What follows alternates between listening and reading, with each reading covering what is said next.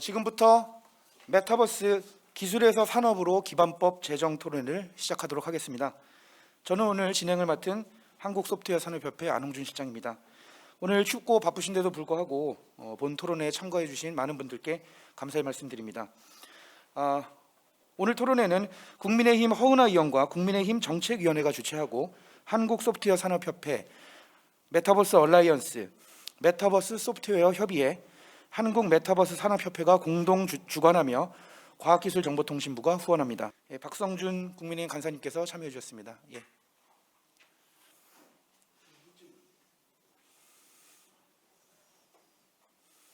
네, 그럼 국민의회를 시작하도록 하겠습니다. 모든 분들께서는 자리에 일어나서 단상의 태극기를 바라보시기 바랍니다. 국회에 대하여 경례.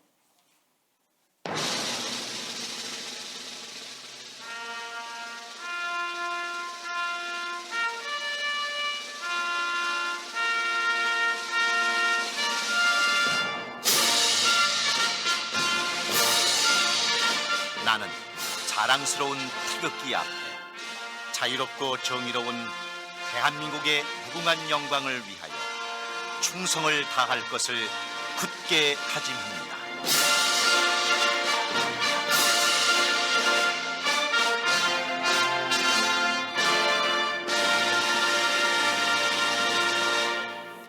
바로 애국가는 시간상 생략하도록 하겠습니다. 모두 자리에 앉아주시기 바랍니다.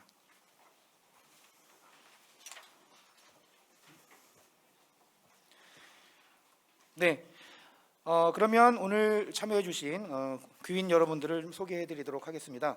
먼저 오늘 토론회를 준비해 주신 국민의힘 허은하 의원님이십니다. 박수로 맞이해 주시기 바랍니다.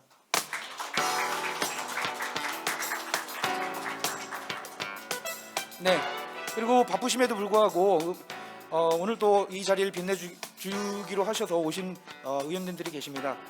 충북 청주시 상당구 지역구이신 정우택 국회 부의장님 참여해 주셨습니다.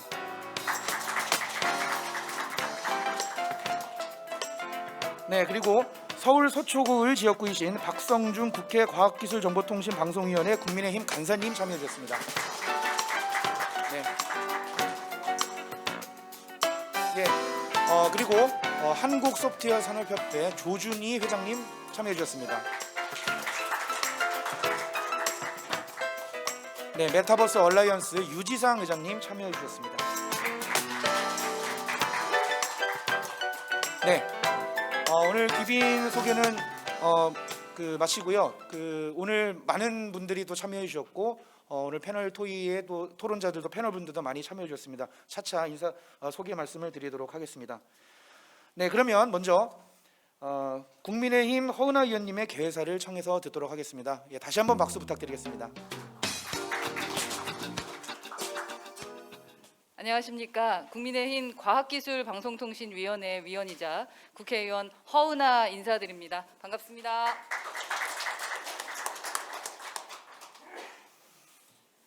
날씨가 많이 추운데도 불구하고 많은 분들이 자리를 채워주셔서 얼마나 감사한지 모르겠습니다. 그리고 그만큼 메타버스에 대한 산업에 대해서 관심이 많으시구나 하는 생각도 들고요. 더 열심히 해야겠다는 생각이 듭니다.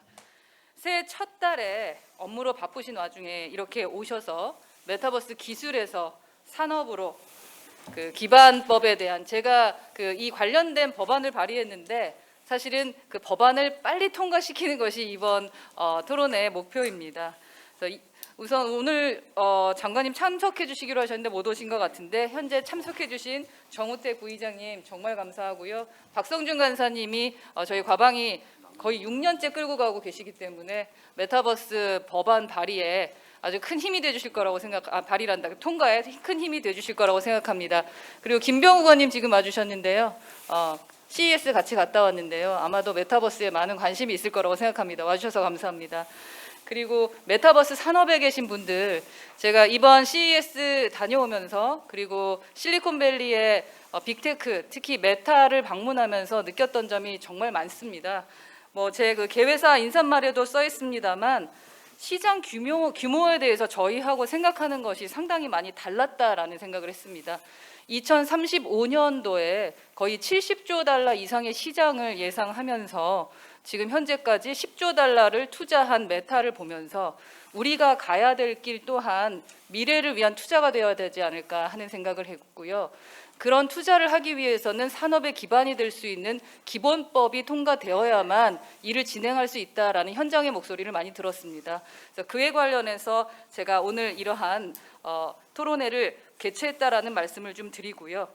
또 세계 최초로 국가 차원의 종합적인 메타버스 전략을 수립한 우리나라입니다만 그 700여 개의 기업이 있고 또 기관이 참여하는 민간 협력 체계인 메타버스 얼라이언스를 구축해서 글로벌 시장에서 메타버스 산업을 선도해 나가고 있습니다. 하지만 부족함이 많다고 들었습니다. 규제도 그렇고 여러 가지 저희가 도와드릴 일이 많다라는 것 얘기 들었고요.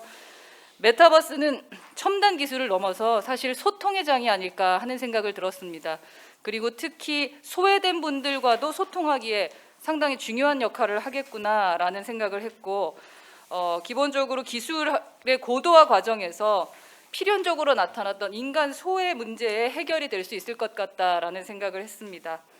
오늘 개최되는 토론회가 메타버스 산업 분야 발전뿐만 아니라 미래 사회의 기술이 나아가야 할 방향에 대해서 심도 있게 논의하는 시간이 될 것으로 기대하고 끝까지 제가 지켜보도록 하겠습니다. 그리고 하실 말씀 편안하게 오늘 저에게 해주셨으면 좋겠다라는 생각입니다.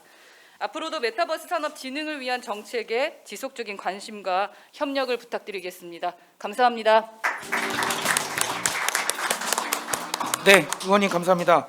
의원님이 지금 그 개회사를 하시는 동안 소개를 해주셨지만 경북 포항 남구의 지역구이신 김병욱 의원님께서 참여해 주셨습니다. 예, 모두 박수 좀 부탁드리겠습니다. 네. 예, 그러면 오늘 참여해 주신 우리 귀빈분들께도 축하의 인사 말씀을 좀 같이 들어보도록 하겠습니다. 먼저 정우택 국회 부의장님께도 한번 축사를 한번 들어보도록 하겠습니다. 예, 박수 부탁드리겠습니다. 네, 우리 설 명절 최대 명절을 앞두고서도 이렇게 국회에서 열심히 앞으로 산업 발전을 위한 우리 기본법 제정을 위해서 우리 허은하 의원이 이렇게 좋은 세미나를 개최해 주셨습니다. 아주 오늘 기쁜 마음으로 저도 참석을 했는데 우리 허은하 의원과 저는 뭐 대학 동문입니다. 또 이분은 또 철학을 전공하시고 우리 학교에서 그 경영학 박사학위를 또 받으셔서 정말 다재다능한 재원이시다 이렇게 생각하는데 또 의정 활동도 어떻게 열심히 하시는지 가장 모범적인 우리 의원 중에 한 분이라고 저는 꼽고 있습니다. 오늘 허은하 의원께 진심으로 축하드리고 허은하 의원이 지금 우리 메타버스 기반법 제정을 위해서 이렇게 발을 뛰고 계신데 여러분들 많이 도와주시기 바라고 특히 우리 간사로 계신 우리 박성중 의원 꼭 좀 이게 위원회에서 통과될 수 있도록 박 의원님께 간곡히 부탁드립니다. 우리 김병 의원님께도 감사의 말씀드리고 또 제가 평소 존경하는 우리 조준희 회장님 이렇게 오랜만에 인사드리고 하는데 이렇게 같이 뵙게 돼서 반갑고 우리 이주상 회장님께도 감사의 말씀드립니다. 네, 우리 산업이 혁명이 이루어지면 이 산업 생태가 변화를 가져옵니다. 우리 메타버스도 마찬가지인 것 같습니다. 우리 메타버스가 이제는 새로운 그 우리 비즈니스 창출을 위한 가장 4차 산업혁명의 주축 기술과 산업이 아닐까 이렇게 생각합니다. 정말 새로운 신산업이라고 이렇게 할 수 있겠습니다. 특히 이 메타버스의 한 사람이 그 여러 아이덴티티를 좀 활용을 통해서 그게 또 AI와 접목이 돼서 새로운 경제계나 또는 그 새로운 변화를 꾀하는 산업계의 변화를 꾀하는 이런 변화를 가져오고 있습니다. 이런 시대에 우리도 빠르게 육성책, 산업이 더 활성화될 수 있는 육성책을 마련해야 되고 또 제도적으로 어떤 지원이 필요한 것인가를 논의하는 것은 굉장히 의미가 있다고 생각합니다. 그것이 아마 이번 허은하 의원께서 주장하시는 기본법 제정이 되지 않을까 이렇게 생각합니다. 한편으로 또 기술이 이렇게 발전하면은 또 반대적 부작용도 좀 있는 것 같습니다.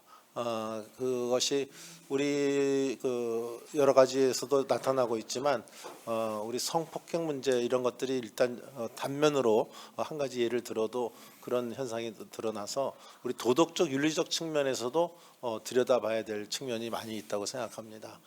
이렇게 좀 우리가 조금 규제와 처벌이 필요한 거, 특히 미성년자들 접촉이 많기 때문에 이런 점에서는 우리가 어떤 점에서 우리가 규제를 해야 될지 이런 것들도 오늘 좋은 토론 대상이 되지 않을까 저는 외람되게 그렇게 생각합니다. 오늘 전문가들이 많이 오셨기 때문에 오늘 아마 진지한 토론을 이루어지고 이것이 우리 국회에 토스가 돼서 잘 기반법이 조성될 거라 기대합니다. 우리 허은하 의원이 제정하시는 기반법 힘껏 도와주시겠죠? 네, 꼭 믿겠습니다. 여러분 새해 복 많이 받으시기 바랍니다. 네.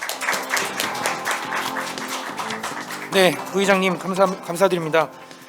다음은 박성중 국민의힘 과학기술정보통신부 과학기술정보통신위원회 국민의힘 간사님께 축사를 또 한번 들어보도록 하겠습니다. 네, 의원, 예, 간사님. 박성중 의원입니다. 새해 복 많이 받으시기 바랍니다. 제가 이 가방에 6년간 지금 고참으로 활동하고 간사로서 하고 있는데 6년간 중에 가장 뛰어난 인재가 우리 허은하 의원 아닌가 싶습니다. 3년 됐는데 6년을 뛰어넘으려고 이렇게 하고 있으니까 후생가이라고 후배가 두렵다 이런 말을 한마디로 축약하고 싶습니다. 우선 정우택 부의장님 정말 우리 당을 위해서 여러 역할도 하시고 또 국회를 위해서 여러 역할을 하시는데 이 메타버스 기본법 통과에 많은 힘을 아마 써주실 걸로 믿습니다. 그리고 조준희 한국소프트웨어 산업협회 회장님, 그리고 또 유지상 메타버스 얼라이언스 회장님, 또 이하관계 여기 모이신 여러분들의 힘이 보태진다면은 충분히 기본법은 통과될 거로 생각하고 있습니다. 여기 모이신 분들이 메타버스에 대해서 잘 알고 있기 때문에 더 이상 이야기는 하지 않겠습니다. 메타버스가 지금 1년에 40%, 50%씩 급팽창하고 있습니다. 우리나라도 지금 600~700개 회사가 모여서 메타버스 얼라이언스를 구축하고 있습니다만은 미국에는 1개 회사 메타가 1년에 10조 원씩 투자하고 있습니다. 그만큼 많은 회사들이, 많은 세계의 다국적 기업들이 앞으로 미래 먹거리가 바로 메타다, 이런 차원에서 진행하고 있지 않나 생각합니다. 여하튼 우리도 여기에 뒤떨어지지 않도록 최선을 다하도록 하겠습니다. 이번에 세스 2023 우리 김병욱 의원님을 소개하는데 세스 2023 김병욱 의원님도 같이 갔다 오셨는데요. 정말 저희들이 메타라는 그 회사를 가보고 깜짝 놀랐습니다. 여러분이 잘 아는 페이스북 그 이름을 메타로 바꿨습니다. 여러분이 인터넷으로 이름으로 회사명을 한다면 그거 안 되는 거 아닙니까? 메타버스를 메타로 바꿔서 이렇게 한다는 것은 그만큼 여기에 미래의 먹거리가 있다. 마크 저커버그가 바로 이걸 보고 노린 것 아니겠습니까? 이번에 그 회사를 둘러보면서 페이스북이라든지 여러분이 잘 쓰는 인스타그램이라든지 우리나라는 잘 별로 없습니다만은 유럽에는 완전히 휘어잡는 왓츠앱이라든지 또 이 AR, VR 바로 이 메타버스에 주력을 하는 그 오큘러스라든지 이런 아주 최첨단의 어떤 그런 걸 가는 것이 바로 메타 회사였습니다. 그걸 보고 우리도 진짜 뒤떨어지지 않는 선에서 또 우리가 협력해서 정말 노력하면 따라잡을 수 있겠구나. 더 나아가서 이번 2023 전체를 보고 느낀 것이 세스 2023을 보고 느낀 것이 세계 한 150개국에 3,000개 회사들이 참여했습니다. 그중에 반인 한 1,500개 회사는 미국 회사고 두 번째 회사는 한국 회사입니다. 한 550개. 이거 자료에 따라 틀립니다만은 세 번째 회사가 중국 회사가 한 500개 회사. 나머지 프랑스, 대만, 일본, 이스라엘 회사가 한 50개에서 200개 회사하고 나머지 회사들인데요.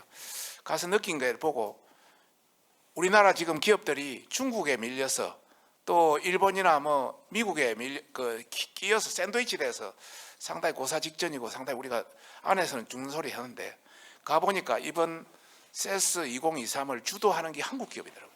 혁신적인 내용이 나오는 것도 한국 기업이더라고요. 특히 서울대 카이스트, 포항공대 이런 데서 또 다른 어떤 아이디어들이 많이 출품하고 해서 상당히 그 어떤 가능성을 느꼈습니다. 그래서 제가 이 말씀을 드리는 것은 한국인의 어떤 발전, 혁신 DNA는 괜찮다. 그런 관점에서 이 메타도 조금 늦었지만 우리가 진짜 힘을 모으고 우리 국회에서 정부에서 단합한다면 우리의 미래의 먹거리로 휘어잡을 수 있겠다 느꼈습니다. 하여튼 저도 한몫하겠습니다. 다시 한번 새해 복 많이 받으십시오. 감사합니다. 네, 박성중 의원님 감사드립니다. 그리고 국민의힘 김병욱 의원님께도 축사를 한번 부탁드려 보겠습니다. 예, 박수로 부탁드리겠습니다. 네.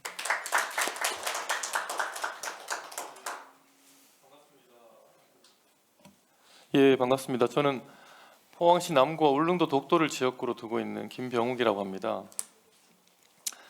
저는 개인적으로 우리 허은하 의원님과 가락 종친으로 이렇게 본이 같습니다.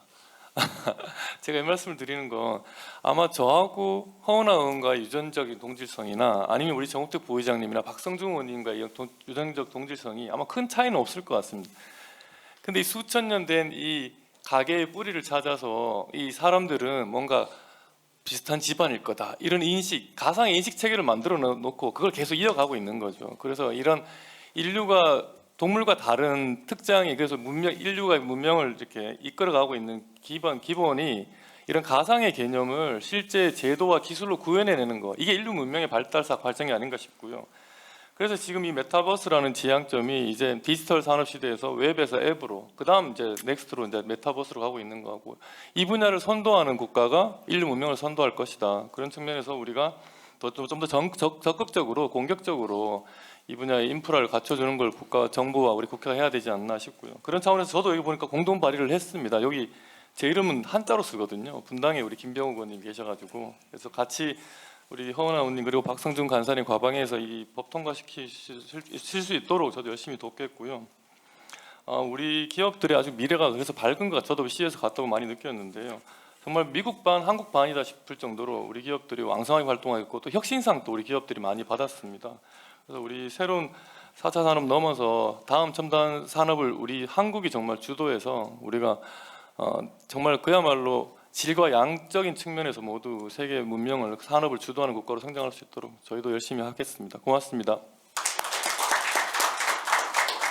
네, 김병욱 의원님 감사드립니다. 다음 순서로 이어가기 전에 오늘 참여해주신 귀빈분들과 저희 토론자분들과 함께 기념 촬영을 한번 하고 네. 예, 기념 촬영을 한 다음에도 다음 순서로 이어갈까 합니다. 귀빈분들과 오늘 참여해주실 토론자분들은 단상 앞으로 좀 나와주시기 바랍니다.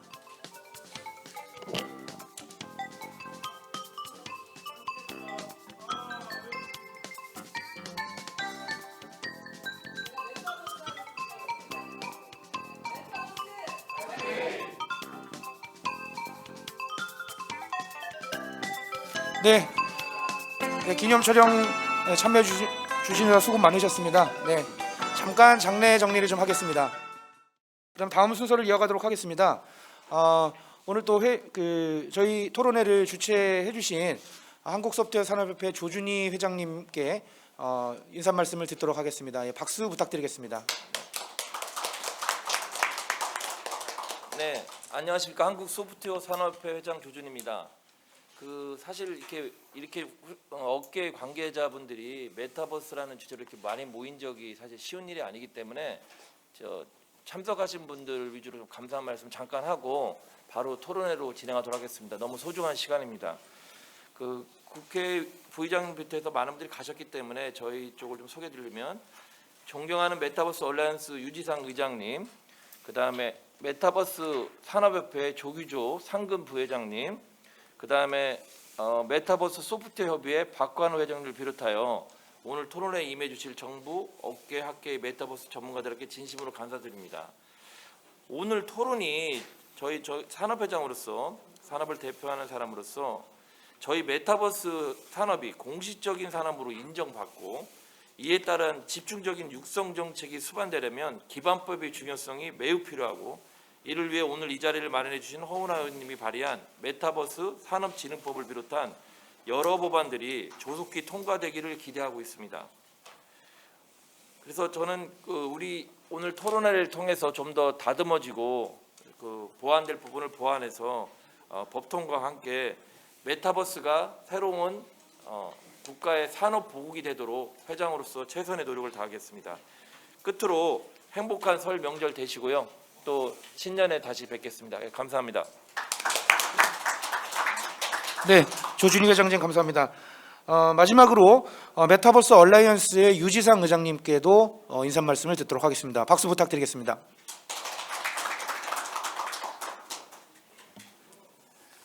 예, 토론회를 시작을 해야 되는데 이게 너무 소론이 긴 것 같습니다. 메타버스 얼라이언스 의장을 맡고 있는 광운대 유지상 교수입니다. 다 아시다시피 메타버스라는 용어가 처음 등장하고 나서 한 31년 정도 지난 지금 우리는 메타버스 산업진흥을 위한 기반법을 제정하는 단계까지 오게 되었습니다. 메타버스 산업진흥을 위한 근거법 마련이 왜 필요한지, 또한 메타버스 산업 활성화로 인한 국가 경제에 미칠 기대 효과가 무엇인지 등을 토론하기 위해 오늘 이 자리가 마련된 것으로 알고 있습니다. 오늘 이렇게 보니까 너무 우리 국회의원님들도 많이 와주시고 여기 기자님들도 많이 오신 것 같은데 이 행사가 너무 정말로 관심들이 많으신 것 같아서 개인적으로 저는 굉장히 기쁘게 생각합니다. 그래서 이 토론회를 주최해 주신 우리 옆에 계신 허은하 의원님께 진심으로 감사의 말씀을 드리고요. 또 행사 주관해 주신 우리 존경하는 소프트웨어 산업협회 조준희 회장님께도 감사의 말씀을 드립니다. 다 아시는 바와 같이 메타버스는 하나의 기술이 아니고 여러 서비스와 기술을 포함하는 하나의 플랫폼 같은 철학적 개념의 용어죠. 그래서 개념이 혼란스럽고 사실 한마디로 설명하기가 굉장히 어렵습니다.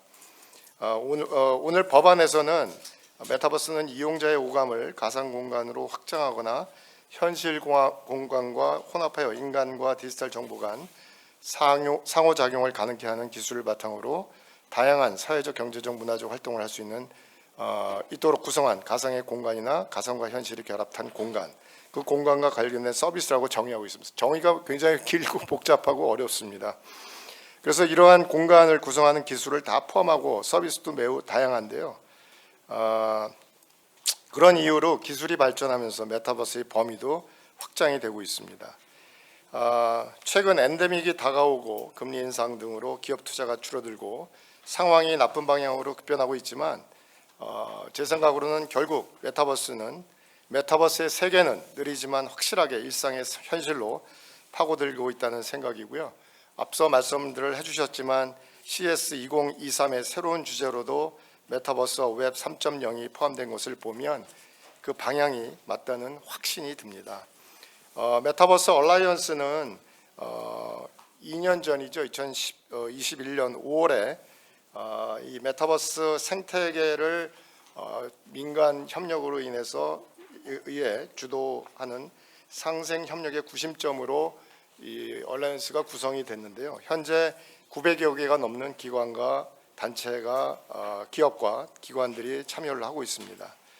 4개의 분과가 안에 있고요. 열심히 활동을 하고 있습니다. 앞으로도 더 좋은 환경을 만들어가기 위해서 역할을 할 것으로 기대를 하고요. 아무쪼록 오늘 토론회가 메타버스 산업진흥법의 필요성을 심도 있게 논의할 수 있는 장이 되기를 희망하고 법 제정이 하루빨리 이루어져서 오늘 토론회의 성과로 이어지고 더 나아가서 메타버스 산업 활성화로 국가 경제에도 기여하길 기대해 봅니다. 역사적으로 한 국가의 발전과 위상은 기술 패권 확보에 의존한다는 생각입니다. 4차 산업혁명 시기인 지금은 디지털 혁신의 성공 여부에 따라 국가 혁신의 성공이 결정될 것입니다. 디지털 혁신의 한 축에 메타버스가 있습니다. 바쁘신 와중에도 오늘 참석해 주신 모든 분들께 다시 한번 감사드리고요. 행사에 준비해 주신 모든 분들께도 감사의 말씀드립니다. 감사합니다. 네, 유지상 의장님 감사드립니다. 이제 본격적으로 오늘 토론회 주제들을 살펴보도록 하겠습니다. 가장 먼저 오늘 작년에 허은하 의원님이 발의해주신 그 메타버스 산업진흥법의 발의안을 좀 살펴보도록 하겠습니다. 오늘 이 발의안에 대한 발표는 저희 한국소프트웨어 산업협회 산업정책본부 조용훈 본부장께서 좀 수고해 주시겠습니다. 박수로 맞이해 주시기 바랍니다.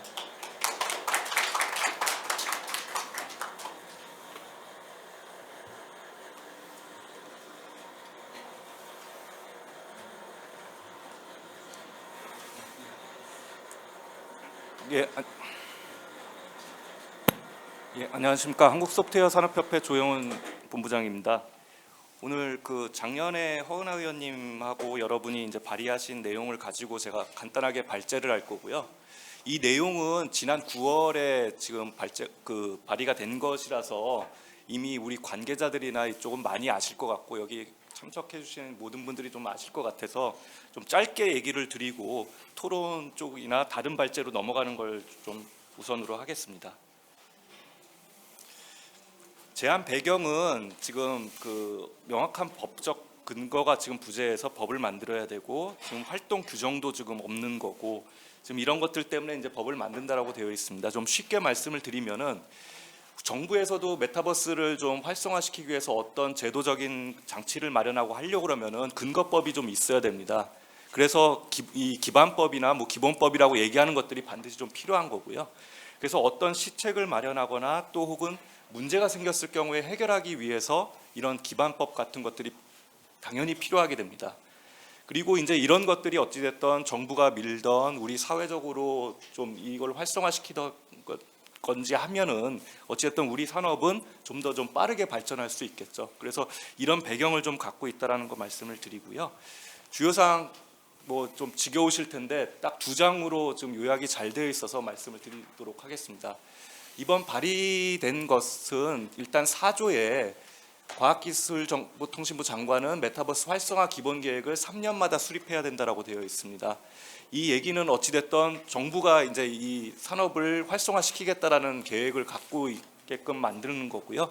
이것을 3년마다 어찌됐든 수립을 다시 해서 계속 활성화 계획을 지금 지켜보겠다라는 얘기로 보입니다. 안 5조에서는 일단 국무총리 소속으로 메타버스 정책심의위원회를 만들도록 되어 있습니다. 아까 잠깐 축사에서도 말씀하셨지만 여기 메타버스 관련해서 뭐 좀 우리가 우려하는 것들이 많지 않습니까? 뭐 스토킹이라던가 뭐 이게 뭐 쫓아다니면은 성추행이 된다던가 이런 것들 때문에 이런 윤리적인 문제나 사회적 문제를 예를 들어서 법으로 해결하기는 어려울 것 같습니다. 그래서 지금 정책심의위원회를 통해서 저희가 미처 마련하지 못한 것들에 대해서는 심의를 할 수 있도록 이렇게 지금 그 법이 구성이 되어 있고요. 안 10조, 11조, 12조에 보면은 시범 사업이나 그 지원 시책들을 마련하도록 되어 있습니다. 3년마다 어찌됐든 기본 계획을 수립하게 되면은 이거에 따른 예를 들어서 조직을 만들던가 지역을 진흥한다던가 뭐 시책이라던가 이런 것들이 필요한데요. 이런 것들을 법적 근거를 마련해 둔 것입니다. 또한 안 6조, 7조를 보시면은 이제 사업자는 과기정통부 장관에게 신고 의무 부여가 있고 공정 경쟁 환경 조성 의무가 있습니다.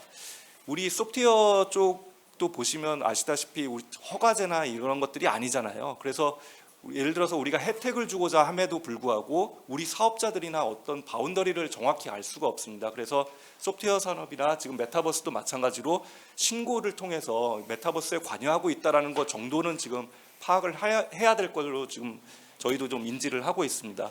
또한 이런 것들이 여기도 어찌됐든 뭐 규모에 따라서 대기업도 있을 수 있고 중소기업도 있을 수 있는데 이런 이제 공정 경쟁 환경이 필요하고 어떻게 보면은 기업 간 또 혹은 발주자 간에도 좀 공정한 내용이 좀 필요하다라고 보고 있는 것 같습니다. 안 13조에 가서 13조에서 보면은요. 여기에서 과학기술정보통신부 장관에게 규제 개선을 좀 신청할 수 있도록 되어 있습니다. 물론 이게 처음 만들어진다고 하면은 계속 이제 개정이 되겠지만 여기에 따른 이제 규제나 이런 것들이 현재 좀 많을 것으로 예상이 됩니다. 지금 저희가 업계에서 논의하고 있는 것들에 대해서는 뭐 이따가 토론회에서도 나오겠지만 이게 이제 뭐 게임 산업법을 따를 거냐 아니면은 메타버스 내에서 거래가 일어났을 경우에 이게 금융 쪽을 따를 거냐 이런 얘기도 계속 논의가 되고 있거든요. 그래서 이런 것들이 우리 산업 활성에 좀 저해가 된다 그러면은 규제 개선을 좀 신청할 수 있도록 되어 있고요. 국제 협력, 해외 시장 진출 촉진을 하는 것은 당연한 얘기로 좀 보여집니다. 안 21조, 22조, 24조에 보면은 개인정보나 지적 재산권을 보호해야 된다라고 되어 있고요. 당연히 메타버스가 이제 우리 SNS나 이런 걸 대신하는 것뿐만이 아니고 여기서 어찌됐든 경제 활동이 일어나거나 각종 컨텐츠들이 양산이 될 텐데요. 이런 거에 따라서 어찌됐든 개인정보와 그 재산권이 좀 보호가 돼야 된다고 봅니다. 또 사업자는 이용자가 뭐 아바타 보유 및 그 가상자산 처분 결정을 할 수 있도록 이렇게 되어 있습니다. 그래서 요번 그 허은하 의원님 발의하신 것들에 대해서 좀 많이 지금 여러 그 기존에 발의됐던 내용보다는 좀 많은 내용을 좀 담고 있는 건 사실입니다. 안 19조에서 보면은 그 이제 하드웨어 소프트웨어도 당연히 이제 필요하겠죠. 지금 우리가 쓰는 인터넷 환경보다 더 많은 자원을 좀 요구를 할 거고요. 그래서 이런 것들에 대해서도 좀 지켜볼 필요는 있을 것 같습니다. 이렇게 해서 좀 간략하게 좀 말씀을 드렸는데요. 하나 제가 마지막으로 좀 그 담고 싶은 내용이 있습니다. 이 상세 소개는 좀 읽어보시면 될 것 같고요. 지금 이따 토론회에도 말씀을 주실 걸로 알고 있지만 메타버스 정의가 굉장히 중요하다라고 생각을 합니다. 그거에 따라서 어디까지 이 관련법들이 지금 뻗어나갈지가 좀 고민이 되고 있고요. 그래서 이따가 토론에 앞서서 혹은 이후 발제에 좀 앞서서 여기 의원님 발의하신 거에 대해서 정의에 대해서만 조금 좀 읽어보시고 들어가시면 될 것 같습니다. 그래서 의원님이 정의하신 걸 보면은 메타버스란 정보 처리 능력을 갖춘 장치 및 정보통신망을 이용할 구현된 환경에서 경제적, 사회적, 문화적 경험을 제공하는 가상의 공간을 말한다. 굉장히 좀 크게 좀 봐야 될 거는 같습니다. 그래서 이 부분에 대해서도 이따가 토론할 때 뭐 플로어에서도 혹은 토론자님께서도 한번 좀 주의 깊게 좀 말씀을 해주셨으면 좋겠습니다. 이상 좀 간략하게 말씀드렸는데 궁금하신 사항은 이후 발제하시는 분들의 좀 의견을 좀 더 들어보시고요. 나중에 제가 좀 그 말씀드릴 기회가 있으면 말씀드리도록 하겠습니다. 네, 감사합니다. 네, 조용훈 본부장님 감사합니다. 그러면 본격적으로 발제를 좀 들어보도록 하겠습니다. 먼저 첫 번째 순서로는 산업계의 의견을 한번 들어보도록 하겠습니다. 박관우 메타버스 소프트웨어 협의회 회장님께서 산업계를 대표하셔서 발제를 해주시도록 하겠습니다. 박수로 맞이해 주시기 바랍니다.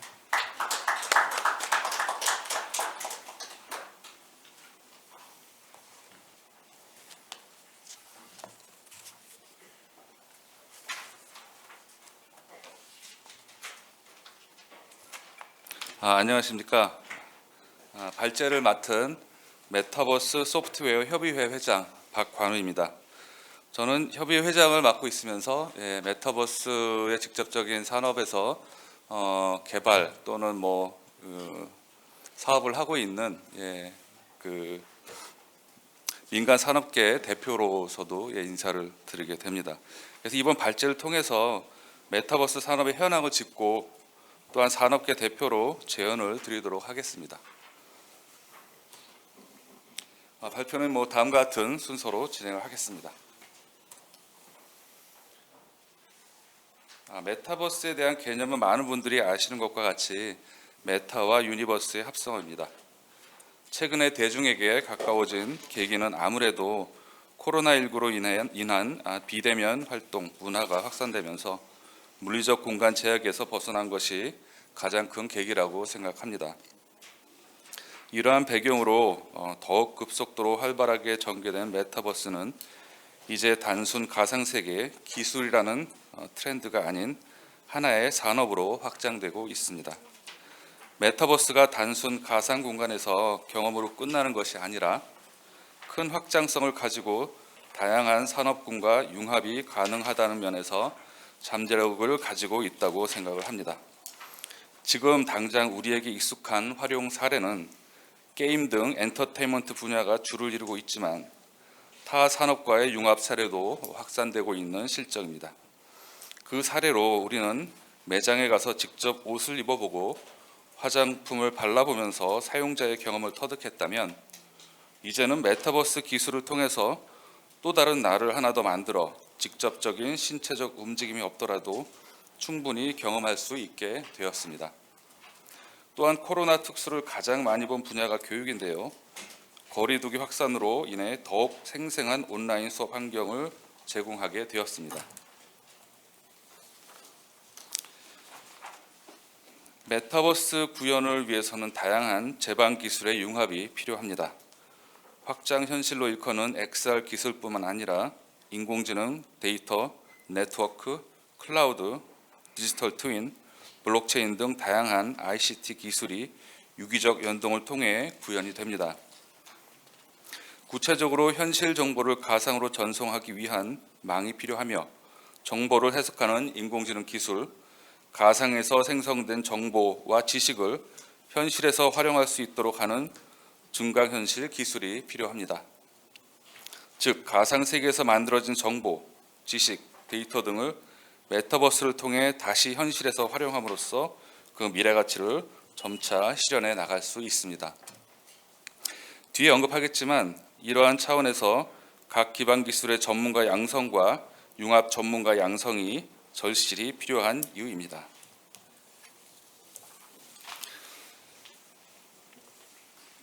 현재 우리나라의 메타버스는 어떤 단계일까요?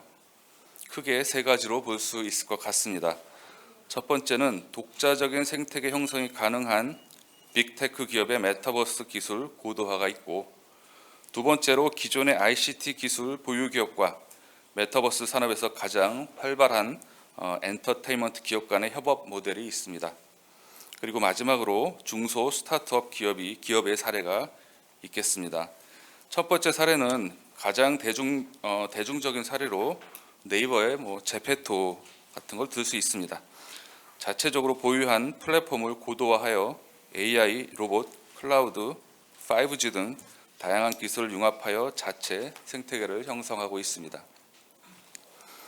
두 번째는 전 세계적인 K컬처, 한류의 열풍을 등에 업고 기존의 정보통신 기술과 엔터테인먼트 기업 간의 협력 생태계가 있습니다. 그 예시로 NC소프트가 CJ ENM과의 컨텐츠 사업 협력 기반으로 자회사 설립을 통해 K-팝 팬의 플랫폼인 유니버스라는 서비스를 출시한 사례를 들 수 있습니다. 마지막으로 중소기업과 스타트업들이 각자의 영역에서 기술과 아이디어를 가지고 메타버스 비즈니스를 전개하고 있습니다. 이러한 흐름에 따라 우리나라 정부도 선제적 준비를 하고 있습니다. 지난해 1월 메타버스 신산업 선도 전략을 발표한 것에 이어 11월에는 메타버스 역기능에 대응하여 각 이해관계의 의견 수렴을 통해 메타버스 윤리 원칙을 발표하였습니다. 본 토론의 주체인 허은하 의원을 포함하여 각 국회의원들은 메타버스 산업 진흥을 위해 관련 법안을 발의하였습니다. 김영식 의원은 메타버스 산업 진흥 법안을, 조승래 의원은 가상융합 경제 발전 및 지원에 관한 법률안을, 그리고 허은하 의원은 9월 메타버스 산업 진흥 법안을 발의하였습니다. 산업 생태계 활성화에 있어 법, 제도, 기반 마련이 된다는 점에서 진흥법은 아주 의미가 크다고 봅니다. 아직 국회를 계류 중에 있으나 조속히 통과되기를 기대하고 있습니다. 글로벌 메타버스 시장의 성장세를 보여주는 자료입니다. 앞서 허은하 의원님의 개회사에서 언급하신 것처럼 메타버스는 전 세계적인 성장세를 보이고 있으며 또 예상되고 있습니다. 메타버스 산업이 2030년도에는 1조 5천억 달러를 달성할 것이라는 유명 리서치 회사들의 전망이 있습니다. 이 규모는 전 세계 GDP의 2% 가까이 차지하는 수치로 볼 수 있습니다. 이러한 메타버스의 전 세계적 성장에 따라서 주요국들은 정부 시책을 내놓고 있습니다. 각각 메타버스의 핵심 기술인 XR, AI 등을 연구하고 육성하기 위해 전략 입법, 중점 사업 등으로 지정하고 있습니다.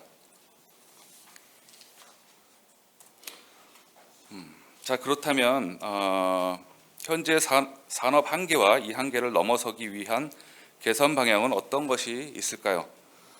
전 세계적으로 메타버스 기술, 서비스가 트렌드라고 일컫지만 구체적인 방향성에 대해서는 의견이 분분합니다. 또한 우리가 예상하는 메타버스 성장세는 주로 AR, VR 시장으로 가름하고 있으므로 진정한 메타버스 코어에 대한 의문이 있습니다. 그러므로 우리는 메타버스 하나의 섹터로의 동반 성장이 필요하며 국가 차원의 주도권 경쟁이 예상되는 상황에서 투자 지속 확대 및 장기적 정책 기반 마련 등 메타버스 정책 강화가 필요합니다. 또한 메타버스 활용 효과가 가시적인 분야, 시급한 대응이 필요한 경제적, 사회적 이슈 해결 분야에 메타버스 우선 활용 분야로 선정 및 정책 역량을 집중하여 성과 창출 및 규모 확대를 추진할 필요가 있습니다.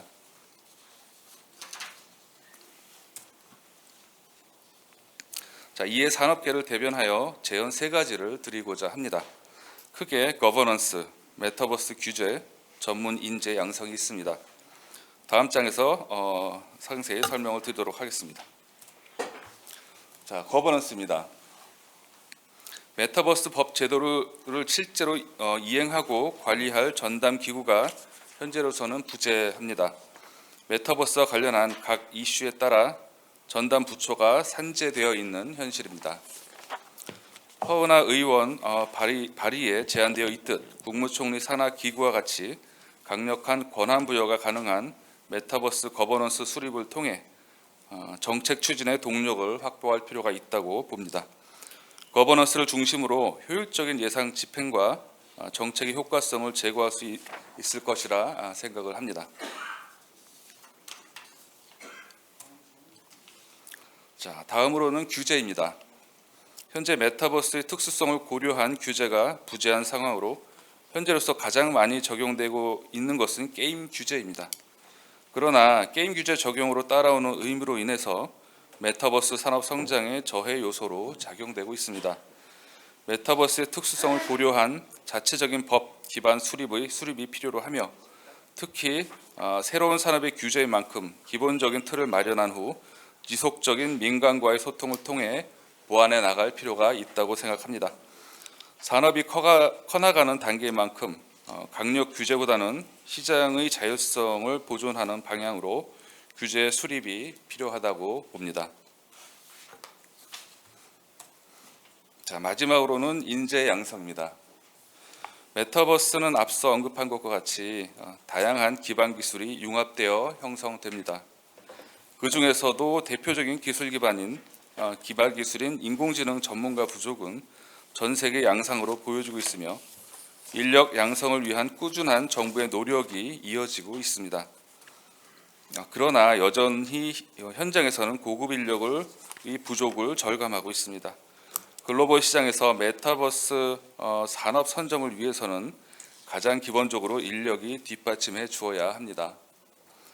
재현이 이루어지려면 가장 기초적인 법 마련이 가장 시급합니다. 근거법이 마련됨에 따라 예상 책정과 정부의 중점 사업 우선순위가 달라지기 때문입니다. 자, 이것으로 발제를 마치도록 하겠습니다. 혹시 질문 있으신 분, 질문 받도록 하겠습니다. 네. 나중에 할까요? 네, 그 질문 순서는 좀 그 토론 이후에 질문을 좀 받도록 하겠습니다. 예, 박건우 협의회장님, 박수로 감사의 말씀드리겠습니다. 네, 박건우 회장님께서는 가장 크게 3가지 업계 제언을 전달해 주셨습니다. 먼저 그 메타버스 산업을 리딩할 거버넌스를 좀 구축하자. 메타버스의 특수성을 고려한 자율규제 제도를 도입하자. 마지막으로 기반 기술 및 융합 인재 양성을 강조해 주셨습니다. 예, 다음은 사실은 우리나라 메타버스 붐이 일어나는데 많은 역할을 해주신 분입니다. 학계의 발제를 한번 들어보도록 하겠습니다. 인지과학자이시자 경희대학교 교수이신 김상균 교수님께서 학계를 대표해서 발제를 해주시겠습니다. 예, 박수로 맞이해 주시기 바랍니다. 마이크가 무서운 없나요?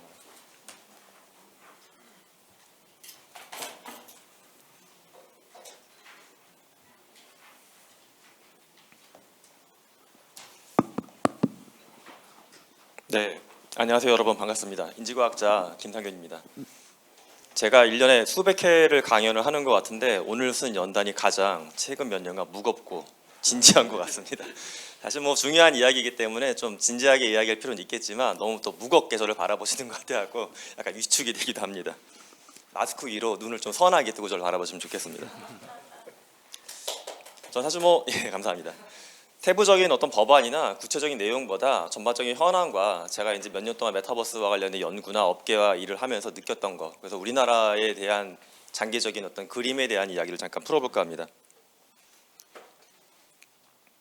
화면에 보이는 플랫폼이 그 이정재 씨가 열심히 광고하고 있는 플랫폼이에요.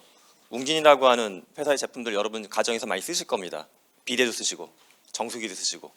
근데 이제 그 연령대의 자녀분이 없으시면 잘 모를 텐데 한 6세부터 11세 사이의 아이들이 엄청 열광하는 플랫폼이 이정재 씨가 광고한 웅진의 메타버스 플랫폼입니다. 네, 한 달 사용료가 10만 원이 넘는데 DAU가 몇만이 나오고 있습니다. 엄청나게 높은 수익을 내고 있는데 이 플랫폼 설계 작업을 제가 2년째 같이 해오고 있는데 이 플랫폼 화면만 보시면 잘 모르시는 분들은 그냥 게임 같다 생각하시거나 제베토 형태의 놀이터처럼 생각하십니다. 하지만 이 플랫폼에서 하는 모든 활동들은 다 교육입니다. 공부. 플랫폼 내에서 도서관을 가기도 하고 학생들하고 같이 공부하기도 하고 참 신기한 건 플랫폼 내에 있는 도서관을 보게 되면 접근이 굉장히 복잡해요. 교실을 걸어가서 도서관 문을 열고 서가에 있는 책을 뽑아서 봐야 됩니다. 이 방식을 어른들한테 말씀드리면 왜 그렇게 미련한 설계를 했느냐. 태블릿에 버튼만 누르면 책이 튀어나오면 되는데 여기에는 엄청난 오해가 숨겨져 있습니다. 그들은 우리와 다른 인류입니다. 우리는 그걸 불편하다고 인식하지만 그것은 우리의 생각이고 그들은 공간을 탐험하는, 자료를 탐험하는 일상적인 경험으로 그걸 받아들이기 시작했습니다. 완전 다른 인류예요. 제가 이 사례를 갖고 온 건 사실 다른 이유가 있는데 우리 이제 메타버스라고 하게 되면 대부분 게임이라고 동치시키는 경우가 굉장히 많습니다. 특히 게임 산업계에서 보게 되면 하나의 빼앗긴 키워드처럼 이걸 자꾸 말씀을 하세요. 원래 우리 건데 단어 세탁을 해가지고 자꾸 다른 사람들이 쓴다, 섭섭하다 하시는데 그렇지는 않은 것 같습니다. 게임 산업계에서 절대 손대지 못했던 교육 분야에 엄청난 파란을 일으키고 있고 현재 플랫폼이 관련 경쟁업체 플랫폼 중에서 압도적으로 많은 트래픽과 수익이 나오고 있습니다. 두 번째는 우리가 이제 메타버스 하면 갖고 있는 많은 오해가 메타버스는 물리적인 현실 공간과 굉장히 유리되어 있다. 그래서 거기서 가장 철학적으로 많이 비판을 받는 게 사람을 공간 내에 가둔다라고 생각을 하세요. 근데 화면에 나오는 이벤트는 메르세데스 벤츠하고 제가 같이 설계했던 스위스 취리히의 이벤트였습니다. 당시에 벤츠의 신형 자동차를 공개하는 상황이었는데 취리히라고 하는 유서가 깊고 브랜드 밸류가 높은 도시 전체의 이미지에 벤츠를 덮어 씌운 겁니다. 사람들이 수시간 동안 취리히를 움직이면서 성인들이 증강현실로 벤츠의 브랜드를 통해서 경험을 즐겼던 겁니다. 자, 도시 전체에 갖고 있는 밸류도 높일 수가 있고요. 또한 메타버스의 공간을 물리적인 공간의 가치를 높이는 데도 활용할 수가 있는 사례입니다. 즉 메타버스는 꼭 VR을 뒤집어 쓰고 독방에 있는 떡진머리 아저씨들만 하는 그런 상황이 아니다라고 생각해 주시면 좋겠습니다. 세 번째는 해당 샘플을 가져오기에 기업 동의를 받기가 어려워서 공개된 자료를 갖고 왔습니다. 디지털 트윈이죠. 디지털 트윈은 이제 어떤 오해를 풀기 위해서 제가 보여드리는 거냐 하면 메타버스는 게임이나 엔터 쪽에 집중되어 있다. 가벼운 소비재. 그렇지 않다라는 거죠. 메타버스라는 워딩이 대중화되기 이전부터도 우리는 디지털 트윈이라는 말을 통해서 산업 현장의 많은 것들을 복제해 왔습니다. 사실 이런 과정에는 장점과 단점이 국가적인 입장에서 다 존재하는 것 같습니다. 국내의 많은 기업들이 가까운 지역의 국가의 하청 공장 파트너를 갖고 있죠. 하지만 그 현장에 한국인 근로자들이 파견을 해서 근무하는 환경은 점점 세대별로 근무 환경에 대한 인식이 달라지기 때문에 어려워지고 있습니다. 이런 상황에서 타국에 있는 생산 현장을 동일하게 복제해서 한국 내에서 관리할 수 있다는 건 산업적으로 굉장히 매력적입니다. 반면에 뒤집어 보게 되면 모든 국가가 이걸 할 수 있기 때문에 우리나라가 근접한 국가하고 이렇게 어떤 연맹을 맺어서 일을 해왔던 이 환경 자체는 국제적으로 굉장히 빠른 속도로 무너지고 있습니다. 자, 그럼 이런 것들을 화면에 보이는 얘는 BMW 자동차 공장인데 이런 자동차 제조 공장만 쓰느냐? 그렇지는 않겠죠. 참기름을 만드는 회사들도 이걸 쓰고 있고요.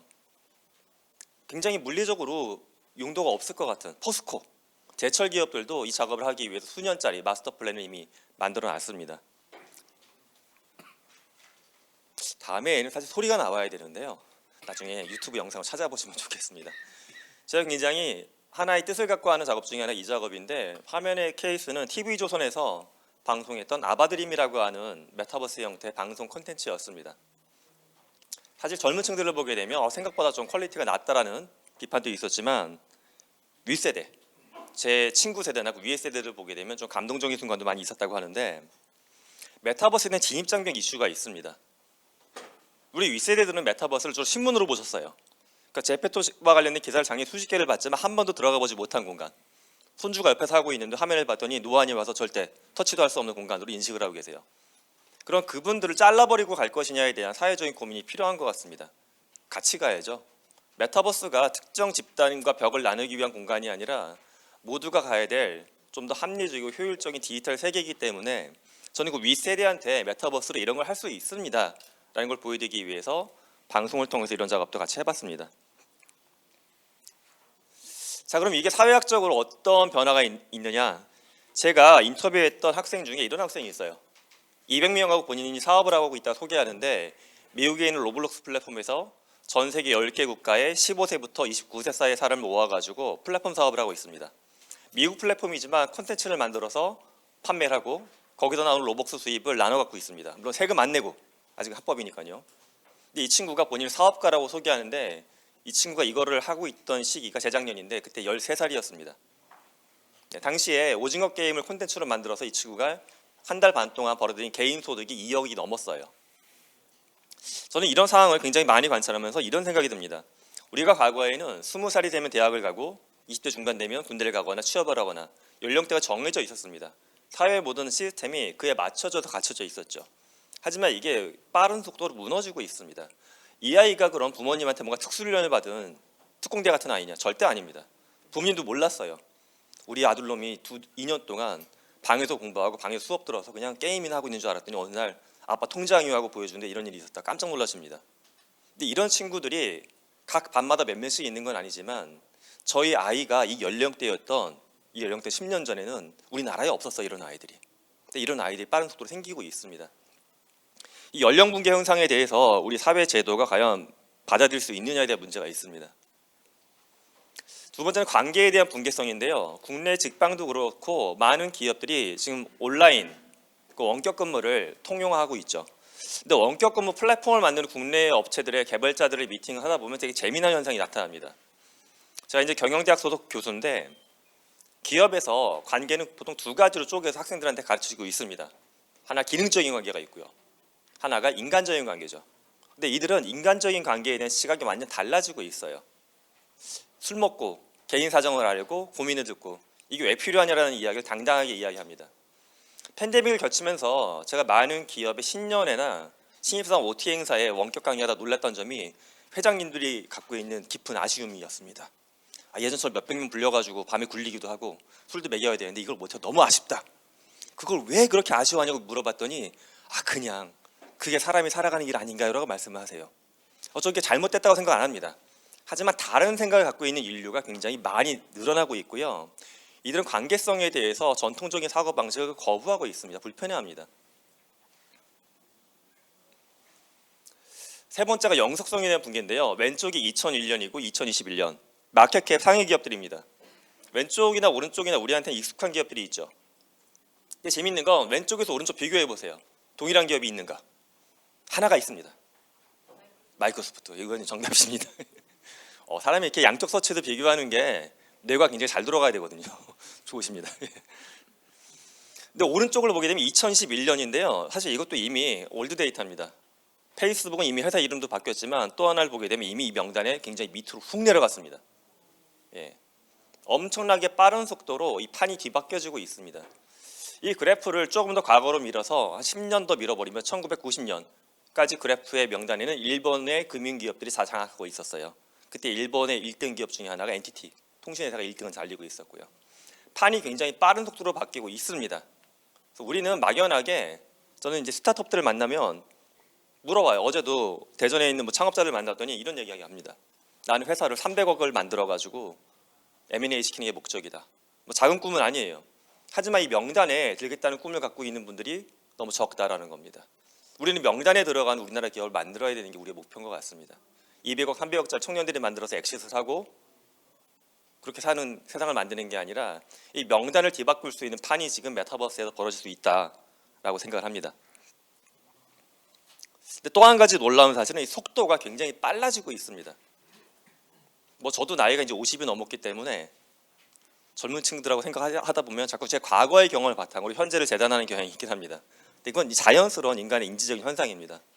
우리는 우리가 살아왔던 과거의 시간에 대한 속도 인식을 미래에도 그대로 투영을 합니다. 하지만 냉정하게 통계를 보게 되면 인류가 만들어 놓고 있는 기술적으로나 상업적인 성과들은 가속도가 붙어 있습니다. 그 가속도가 레이 커즈와일의 주장에 따르면 10배씩 빨라지고 있습니다.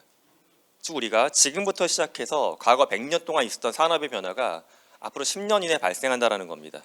팩트가 그렇습니다.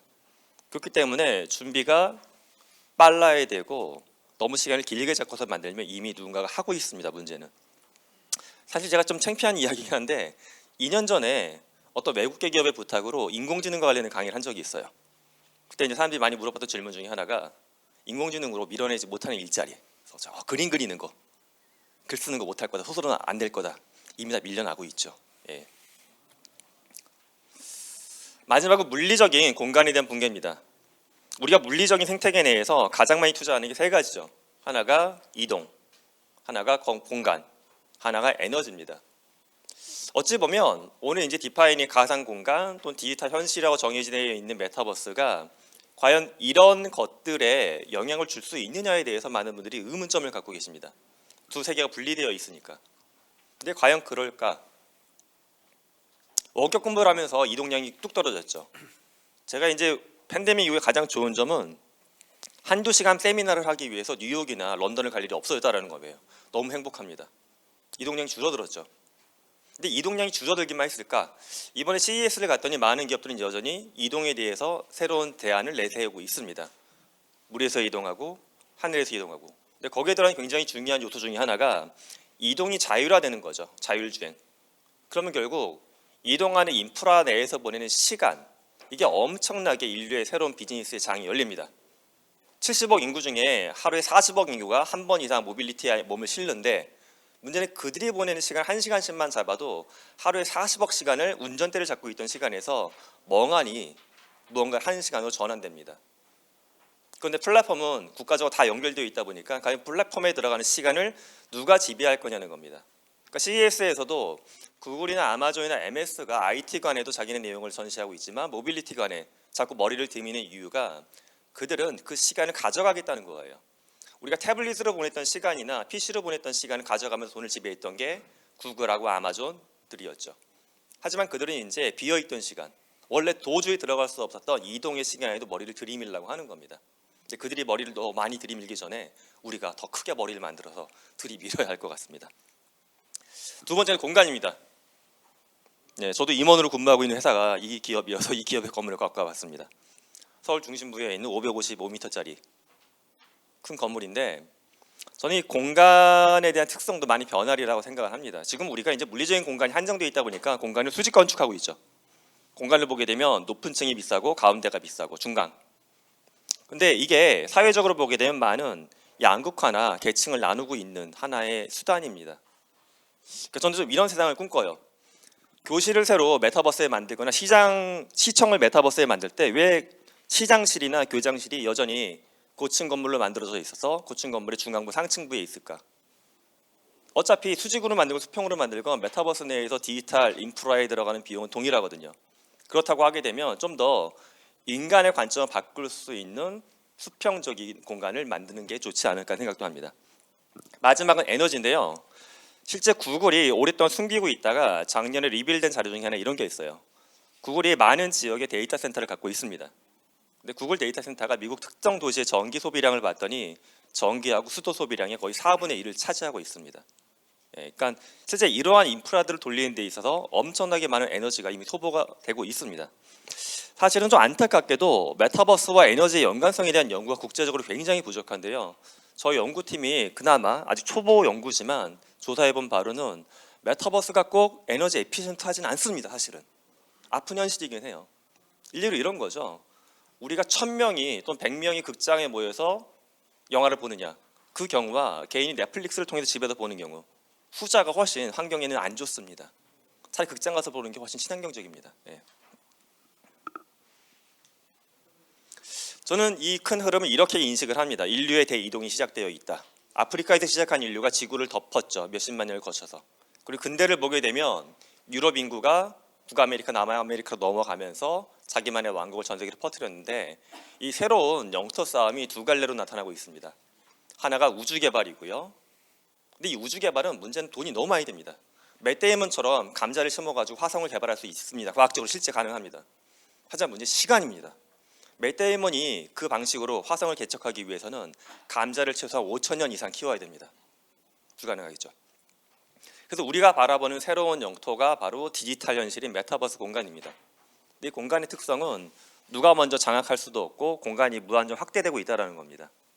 그래서 우리가 먼저 한 발 들여 밀었다고 해서 안심할 수도 없는 상황이긴 합니다. 제가 인공지능 달리를 가지고도 며칠 전에 그려본 그림인데 누구 닮지 않았어요, 저 그림요? 팀쿡. 그 회장님이 보시면 싫어할 수도 있는데 제가 그린 게 아니기 때문에 인공지능이 그린 팀쿡이 올해 가을에 발표할 애플의 MR 글래스를 쓰고 있는 장면입니다. 애플이 대략 한 3,000달러대 장비를 올 3월에 발표를 하고 가을에 판매하겠다고 선언을 했습니다. 저는 이 디바이스가 물론 초기에 약간의 문제점도 있을 수도 있겠지만 아이폰 이상의 충격을 시장에 가져다 줄 것이라고 생각을 합니다. 우리는 지금 손가락 몇 번 터치해서 음식을 시켜 먹으면서 이걸 너무나게 또 당연하게 생각을 하지만 사실은 어찌 보면 초능력이 생긴 거거든요. 말도 하지 않고 가지 않았는데 손만 까딱까딱거리면 집에 옵니다, 음식이. 이건 마치 얘가 어렸을 때 무협 영화에서 봤던 물 한 방울 튕겨가지고 적장을 죽이는 것과 좀 비슷하다고 생각을 합니다. 근데 더 큰 변화가 이 글라스를 통해서 올 겁니다.